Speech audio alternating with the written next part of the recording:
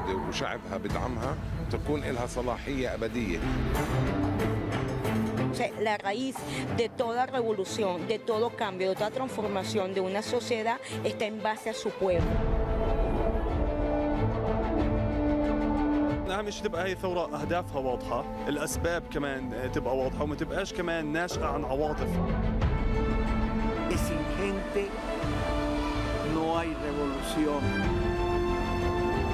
اللي نجم يفشل الثورة هي الثورة المضادة للأطراف المهزومة في الأول، الإحباط، كثرة الإشاعات، قلة الوعي، كلها أسباب قد تؤدي إلى فشل الثورة.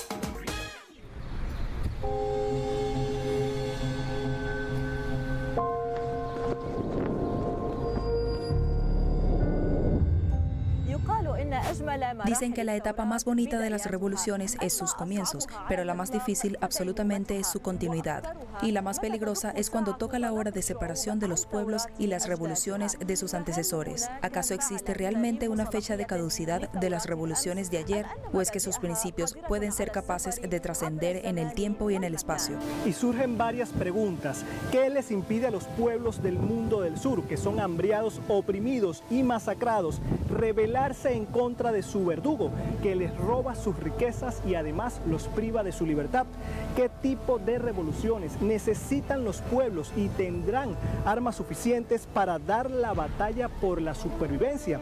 ¿Serán las revoluciones acaso olas de protestas o una mezcla de entusiasmo, racionalidad y visión? Desde el Centro Fidel Castro aquí en La Habana analizaremos la revolución y el momento de su caducidad en un nuevo episodio de Verdades.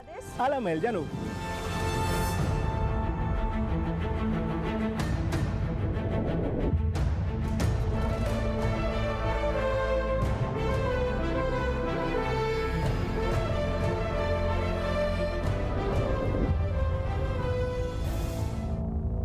Le damos la bienvenida al señor Fabio Fernández, él es historiador cubano. ¿Cómo está, señor Fabio? Bienvenido al Mayadín y a Telesur. Gracias. Bienvenido. Fíjese, Fabio, cuando se habla de revolución a nivel mundial, indiscutiblemente Cuba es un punto de referencia. Queríamos saber cómo Cuba se convirtió en un símbolo de la revolución y, por supuesto, cómo sus líderes políticos también se convirtieron en símbolos revolucionarios. A ver, sin duda alguna, Cuba, la revolución cubana fue la más importante que se dio en América Latina en la segunda mitad del siglo XX, y junto con la revolución mexicana es la otra gran revolución del siglo XX en su conjunto en nuestro subcontinente. Es una revolución que ganó su celebridad a partir de dos elementos fundamentales. En primer lugar, la radicalidad del cambio que propuso, supuso e implementó. Una revolución que rompió con los moldes del capitalismo y se lanzó a la idea y a la posibilidad de construir un mundo alternativo en una dimensión amplísima. Y al mismo tiempo cometió el pecado, con muchas comillas, de ese giro radical, de esa vocación radical a 90 millas del imperio más poderoso de la tierra y del país que era y es el centro del sistema capitalista mundial. Por tanto, la revolución cubana tiene dos elementos que la singularizan: la radicalidad del cambio que trajo consigo y al mismo tiempo el gran enemigo que enfrentó a una distancia absolutamente ínfima. Y habría una tercera variable que no puede olvidarse, y es el liderazgo que la revolución cubana trajo consigo. La figura de Fidel Castro, pero también otras figuras icónicas como Ernesto Guevara, le dieron una solidez en materia de pensamiento que sin duda alguna marcaron y definieron la relevancia de la revolución como proyecto de cambio. Señor Fabio, sin duda los libros de historia están llenos de acontecimientos que rodearon la revolución cubana y que la siguieron, pero le pregunto, ¿dónde está esa revolución hoy día? ¿Dónde están los principios de revolución? ¿Acaso se pasó a la historia tal y como apostaron algunos? La revolución cubana sigue siendo hasta la actualidad un proyecto de impugnación al orden mundial imperante, al orden mundial capitalista. Los principios esenciales de la revolución siguen vivos como aspiración, como horizonte a alcanzar. Una parte de esos principios están indudablemente cristalizados en lo que Cuba es, en las realidades que Cuba alcanzó en el marco de su proyecto de cambio, el proyecto de cambio implementado. Pero evidentemente también la revolución cubana sigue siendo un sueño, sigue siendo una meta a la cual llegar, un referente para el mundo, pero también un referente para la propia Cuba y para la propia dinámica cubana contemporánea. Es decir, la revolución es una mezcla de consumación, de hecho cristalizado, pero al mismo tiempo de sueño por el cual se lucha, de sueño hacia el cual se camina, de horizonte que define la búsqueda. Yo creo que en esa doble dimensión de realización y proyecto, de realidad y sueño, se mueve la revolución cubana. Y por supuesto el pueblo acompañándolo. Sí, y el pueblo, es decir, la revolución cubana no se puede entender sin el protagonista principal de ella, que ha sido el pueblo cubano. La ciudadanía de esta isla que se volcó a transformar el mundo en que vivía, que se volcó a romper con las cadenas de la dominación, que se atrevió a soñar con un mundo distinto. El pueblo cubano es el protagonista de la revolución. Ha sido su objeto y sujeto en más de un sentido. Y antes de hablar de otras revoluciones que presenció el mundo, ¿de dónde estalló la revolución cubana, Aarón? ¿Y qué trayecto tomó? Y conoceremos esto en el siguiente segmento, en el mapa.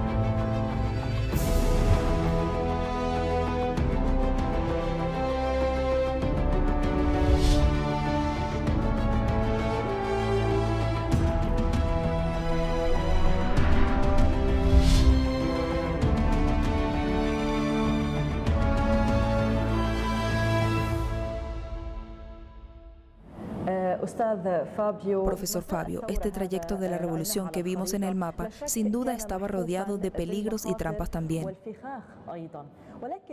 Pero preguntamos por las trampas en que podrían caer las revoluciones en el transcurso de los años y cuáles son más peligrosas, aquellas que vienen desde dentro o desde fuera. Las revoluciones son procesos bien complejos y que levantan frente a sí poderosos enemigos, internos y externos. Las revoluciones se construyen y se modelan en el marco de la lucha contra adversarios verdaderamente importantes. En el plano interno, los peligros que están, digamos que rodeando a toda revolución, están vinculados con la burocratización del proceso, con la separación entre el núcleo dirigente y la ciudadanía, con la incapacidad de las revoluciones para renovarse a sí mismas, para conectar con la singularidad de los tiempos que corren. Esos son peligros que están latentes en toda revolución, con no ser capaz de rectificar a tiempo lo que se ha hecho mal, con el alejamiento de los principios fundacionales que le dieron vida. Son peligros internos que están vivos en toda revolución. Ninguna revolución está libre de incurrir en estos pecados y de ser amenazada por estos fantasmas que permanentemente están dándole vueltas. Al mismo tiempo, las revoluciones suelen generar grandes enemigos externos, aquellos poderes que no desean que las revoluciones se consumen. En el caso de Cuba, el gran poder ha sido el imperialismo norteamericano, sí, el sistema capitalista mundial, que además en muchas oportunidades ese peligro exterior se manifiesta como el peligro que va desde la guerra económica, el peligro que va desde el bloqueo, el peligro que va desde la posibilidad de una agresión militar. Yo creo que ambos peligros son muy complicados, es decir, ambos adversarios son muy complicados, tanto los problemas internos como los problemas que pueden venir del exterior. Sin embargo, si tuviera yo que elegir, yo creo que son las problemáticas internas las que definen el éxito o el fracaso de una revolución.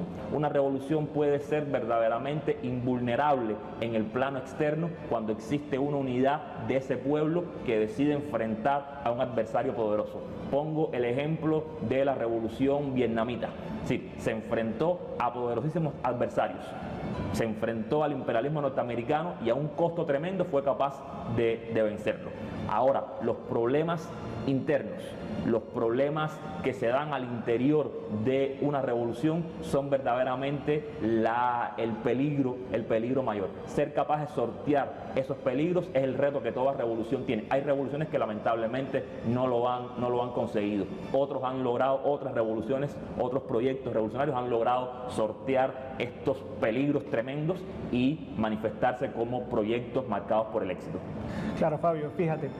Hablando de revoluciones, vamos a hablar un poco sobre la década del fuego que vivieron países del Medio Oriente y también del norte de África, y vamos a hacerlo tomando el ejemplo de la experiencia en Túnez. الثورات عامة تقوم بها شعوب، وبشكل عام الثورات أو أقول في أغلب الأحيان الثورات يمكن أن تنطلق بشرارة وبشكل عفوي. أين يكمن الفرق؟ الفارق يكمن في وجود أو عدم وجود قوى سياسية راغبة في التغيير، قوى ديمقراطية، قوى تقدمية، قوى ثورية، قوى أيضا مدنية. أقصد هنا مثل نقابات، جمعيات، منظمات لها القدرة على تأطير هذه الثورات أو هذه الحركات أو هذه الانتفاضات وتوجيهها الوجهة الصحيحة. وأقصد بالوجهة الصحيحة يعني برنامج للتغيير السياسي الجذري، والتغيير الجذري السياسي الاقتصادي الثقافي، أي الانتقال من حالة إلى حالة. هذا العنصر لم يكن متوفر بشكل عام. الثورات التي نجحت هي ثورات كانت لها قيادة سياسية مركزية ببرنامج، تحمل معها برنامج، وحاضرة داخل الشعب ومؤطرة للشعب وقاعدة للشعب، وبالتالي تم الانتقال مباشرة إلى نظام جديد ووقع تصفية النظام القديم. هذه ثورات ناجحة، ثورات ناجحة بالكامل، لأن الثورات ليست أيضا خطا مستقيما. الثورات صراع، الثورات هي صراع كبير ما بين قوى اجتماعية مهيمنة مستغلة مضطهدة، وما بين شعوب مستغلة ومضطهدة ومهانة. والثورات خاصة في ظرفنا الحالي في عالمنا الحالي ليست فقط تحكمها العوامل الداخلية، ولكن أيضا فيها عوامل إقليمية وفيها عوامل دولية. لذلك ثم الثورات هي إذن سيرورة لا تقاس بيوم أو بشهر أو بسنة. Fabio, partiendo de la experiencia de la denominada década del fuego o la primavera árabe, desde tu punto de vista, ¿cuáles son las principales características que hacen que una revolución sea verdaderamente exitosa y cuáles son también las características de una revolución falsa? Una revolución es verdadera si trae consigo un proyecto de cambio radical. Conceptualmente hablando, revolución es cambio sustancial de las estructuras existentes. Lamentablemente, el término revolución es un término prostituido en el lenguaje político. Es decir, muchos movimientos políticos se han endilgado el calificativo de revolución porque indudablemente es un calificativo con el cual ganan enteros frente a su población. Es decir, es un calificativo que otorga capital político.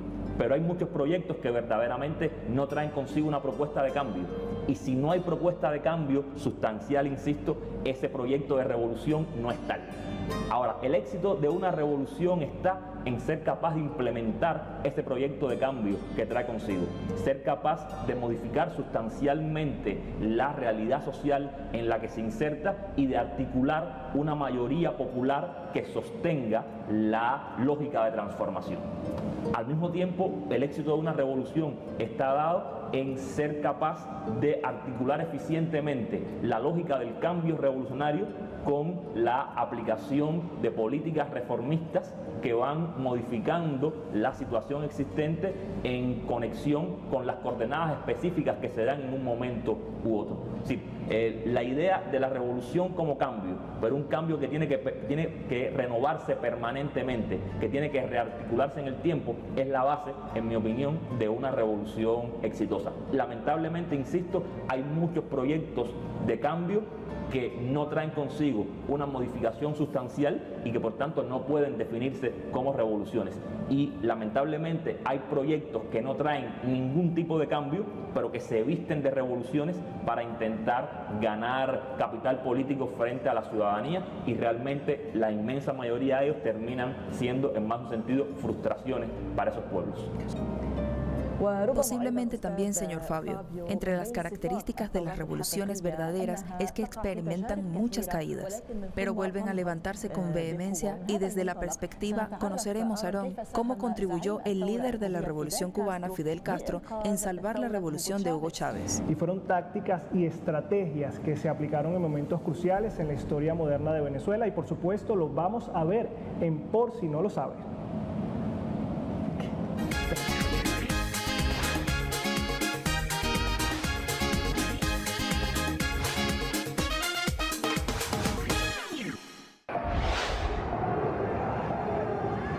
El 11 de abril de 2002, un día que los imperialistas quisieron que fuera una fecha de derrocamiento del presidente electo venezolano Hugo Chávez. Transformaciones democráticas necesarias. El mundo entero estaba en alerta, y no lejos de Caracas estaba el presidente cubano Fidel Castro siguiendo los acontecimientos. Castro presintió el peligro que rodeaba el Palacio de Miraflores. Se apresuró a llamar a su amigo Chávez. لا تضحي بنفسك أوغو، لا تفعل كما فعل ألندي. القسم الأكبر من الجيش يؤيدك. لا تستقل. لا تستقل.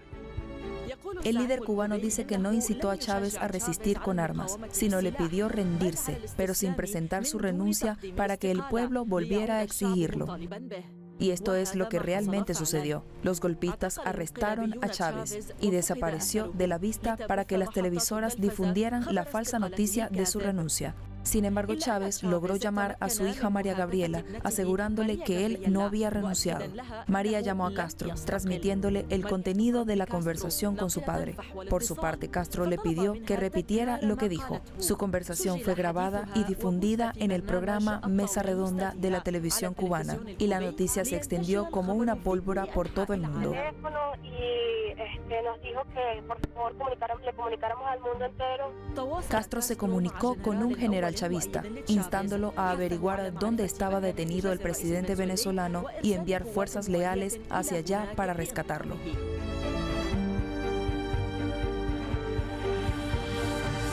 Se ha cumplido la misión y Chávez regresó al Palacio Republicano en medio de multitud popular, mientras Castro seguía estas escenas y respiró aliviado después de 2 días muy tensos, y dijo: así se conserva la democracia. Si no sabías que Castro desempeñó un papel en la frustración del golpe contra Chávez, entonces ahora eres quien más lo sabe.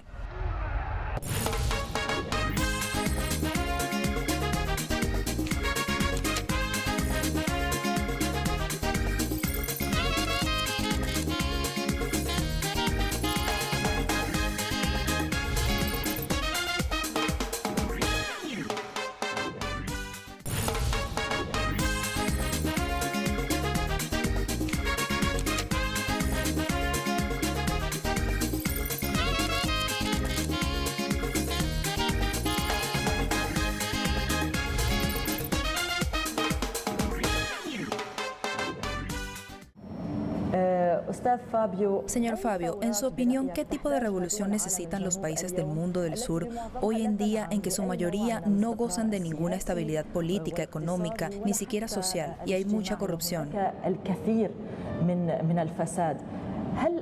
¿Usted está a favor de extirpar las muelas cariadas o de hacer el intento de curarlas?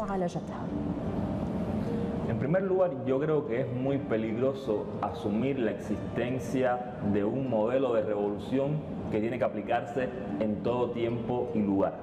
Yo creo que hay que conectar la idea de revolución con las especificidades y las singularidades de cada escenario.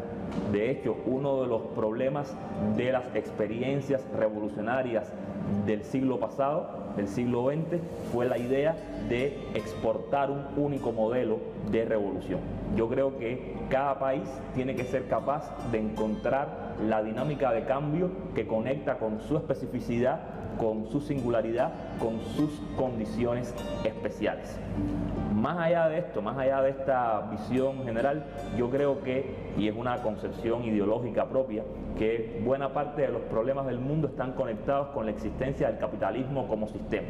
Un sistema que reproduce la opresión, que está en contra de una distribución equitativa de la riqueza, que manifiesta la existencia de sectores subalternos y sectores explotadores. Y yo creo que el mundo mejor pasará por ser capaces, porque seamos capaces los pueblos del mundo de romper con esa dinámica. Yo creo, volviendo o incurriendo en un análisis vinculado con la metáfora que ustedes planteaban de la muela que se extrae o la muela que se repara, yo creo que también hay que combinar ambas cuestiones. Yo diría que depende de la muela.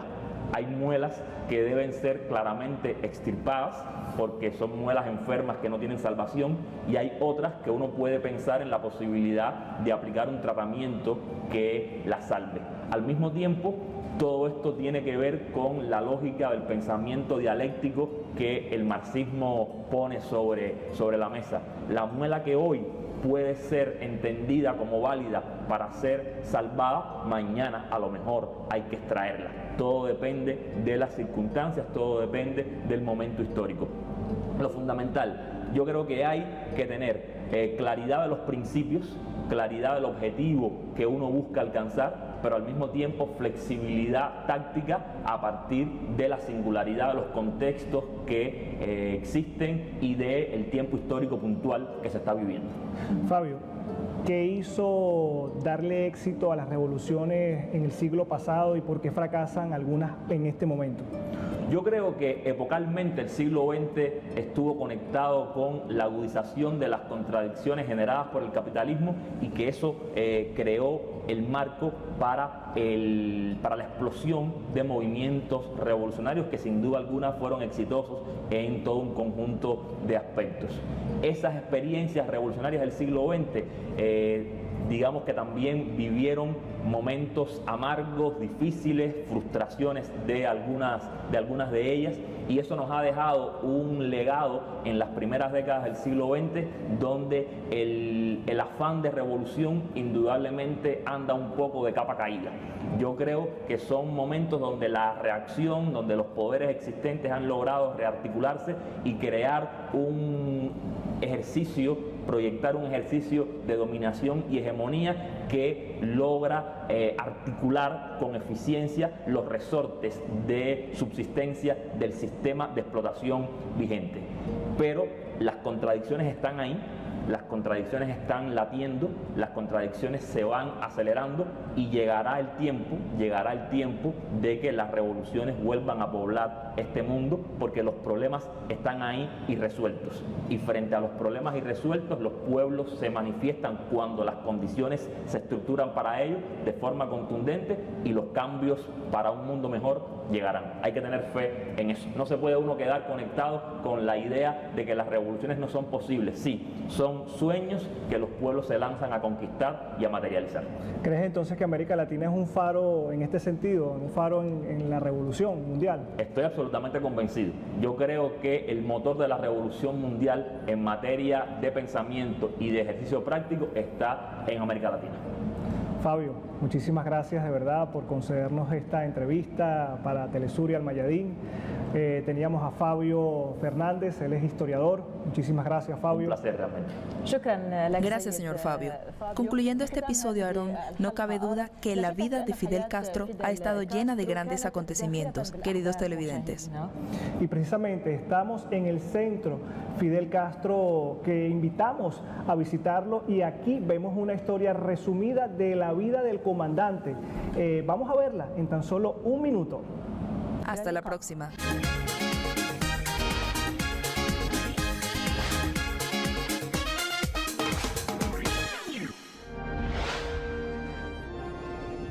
Centro Fidel Castro, un edificio restaurado para preservar el legado de Fidel Castro.